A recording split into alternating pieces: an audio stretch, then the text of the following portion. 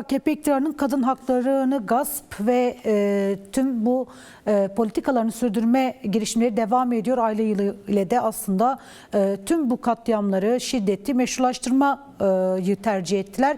Kadınlar yıllardır alanlarda, sahalarda bu politikaların sonlanması, kadın katillerinin, faillerinin, tecavüz faillerinin cezalandırılması için, etkin yasaların çıkarılması için çağrı yapıyor. Ancak görünen o ki erkekler aklanmaya, korunmaya devam ediyor. Siz bunu nasıl değerlendiriyorsunuz? Öncelikle merhaba, izleyicilere de selamlar iletmek istiyorum. Şimdi biz bu konuyu biraz geriye sarmak zorundayız. 2021 yılında 2 gün önce İstanbul Sözleşmesi'nin kabulünün kabulünün yıl dönümüydü ama çıkışının da yıl dönümüydü aynı zamanda. İstanbul Sözleşmesi bir suç ortaya çıkmadan önce önlenebilir olduğunu, cinsiyetler arası ayrımın değil eşitlikçi politikalar üretilmesi gerektiğini, bütün devletlere bu şekilde buna dair politikalar üretmesi gerektiğini söyler. Şimdi İstanbul Sözleşmesi'nden çıkıldıktan sonra 62-84 sayılı kendi kanunlarımızda da içtihat olan ve yürürlükte olan bu kanunun kol kanadı kırıldı. Evet, iki yıl önce Cumhurbaşkanı şöyle bir cümle kullanmıştı. Bizim kendi kanunlarımız bize yeter. Evet, bu kanunlar bize yeter. Evet, insan öldürme, kadın öldürme veya çocuk istismarı kanunlarımızda suçtur.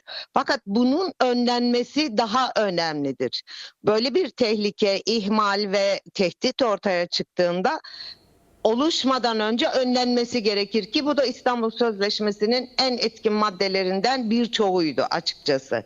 Şimdi kadınlar evlerinde öldürülüyor. Evli oldukları erkekler tarafından veya boşandıkları erkekler tarafından. Hatta son birkaç yıldır boşandıkları erkekler şiddete tahammül edemeyip boşandıkları o şiddet ortamından kurtuldukları halde babalara, çocuklara görüş hakkı veriliyor ve çocuklar üzerinden anne tehdit ediliyor.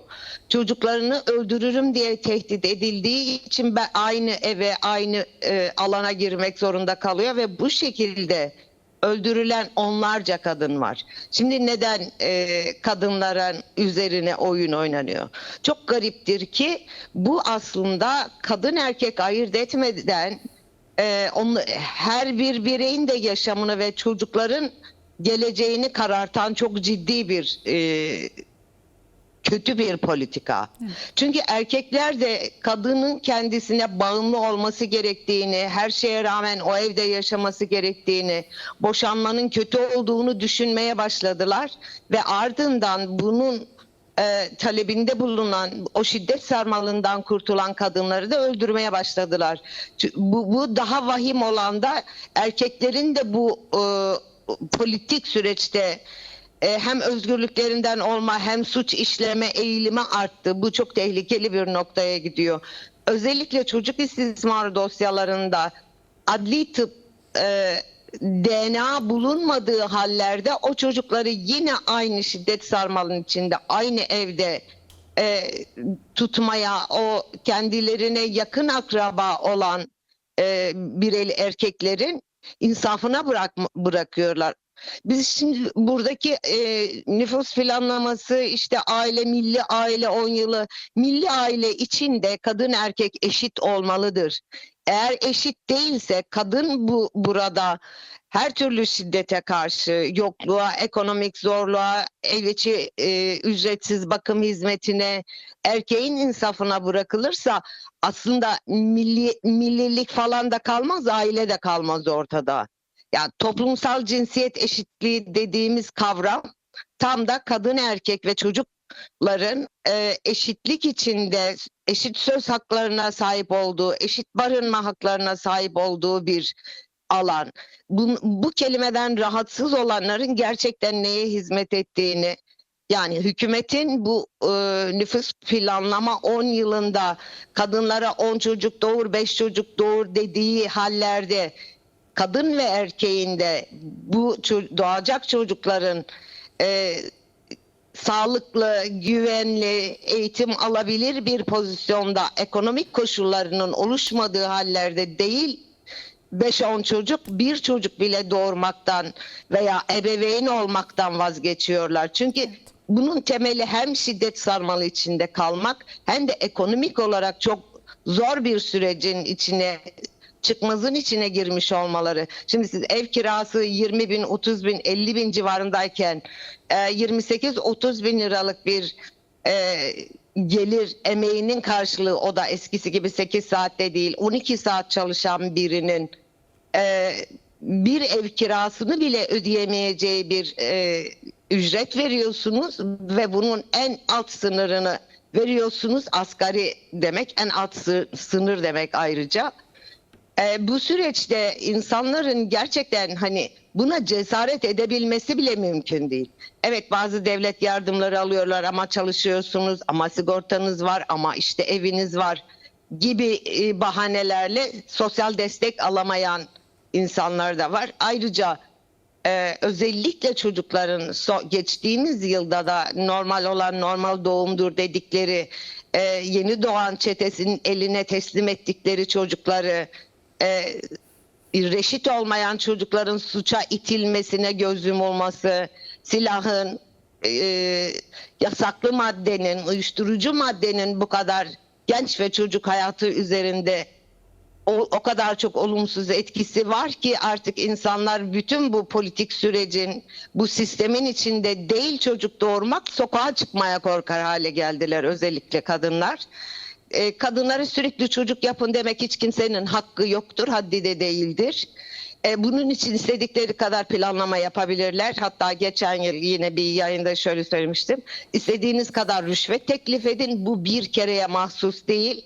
Güvenli bir alanda, eşitlik içinde, kendilerinin birbirlerini tanıyarak seçtiği evlilik içinde ve o çocukların geleceğinin garantilendiği, doğacak çocukların garantilendiği bir politik süreç yürüyor olsaydı, inanın bana, ebeveyn olmak isteyen kadın erkek fark etmeksizin belki de evlenip çocuk doğurmak isteyeceklerdi. Ama bir de bu aile yılı kavramının içinde LGBT bireyleri ve onları şeytanlaştırarak, onların özel yaşamının içine didikleyerek ve suçluymuş gibi göstermek anayasal haklara aykırıdır. Bu cümlelerle, bu cümleleri, LGBT artıları ayrıştıran cümleleri kuranların da anayasal suç işlediğini söyleyebiliriz. Evet, peki buna dönük kadınlar nasıl bir mücadele hattı örmeli? Tüm bu politikalara karşı hem iktidarın hem erkeğin kadını hedef alan, kadını şiddet sarmalına mahkum eden politikalarına karşı kadınlar ne yapmalı, nasıl bir mücadele hattı örmeli? Şöyle, elbette ki kadınlar, kadın örgütleri olarak bunun farkındalar, barolar bunun farkında, sosyalist olduğunu söyleyen partiler bunun farkında, ama biz hep şunu söylüyoruz: biz ne kadar birleşerek kadınlar olarak hiçbir farklı görüş altında olmadan, kadın cinsiyeti üzerinden uygulanmaya çalışılan, bu şiddet sarmalı içine hapsedilmeye çalışan, kadını sadece çocuk doğuran ve ev hizmetlisi gibi gören bu zihniyete karşı elbette mücadele etmeliyiz. 2017 veya 2018'de hatırladığım kadarıyla müftülerin de nikah kıyma yetkisi olsun dendiğinde bu şuna tekabül ediyordu: çoklu evliliklere izin vermek demek. Yani medeni kanunu yok saymak demek. Miras kanunu yok saymak demek. Bir de boşanmaların zorlaştırılması, durdurulması, kadını şiddet sarmalının içinde bırakması, işte kolaylaştıracağız. Edinilmiş malların daha sonradan başka bir hukuki biçimde ele alması demek, kadını yoksulluğa ve o şiddet gördüğü eve geri hapsetmek demek. Burada da çok büyük bir zafiyet var. Medeni kanun, kadının ve çocuğun en iyi korunabildiği bir kanundur. Çünkü tarih boyunca en iyisini bulmak için insanlık mücadele etmiş ve bunu bulmuş. Evet, daha iyisi bulunabilir. Daha eşitlikçisi bulunabilir.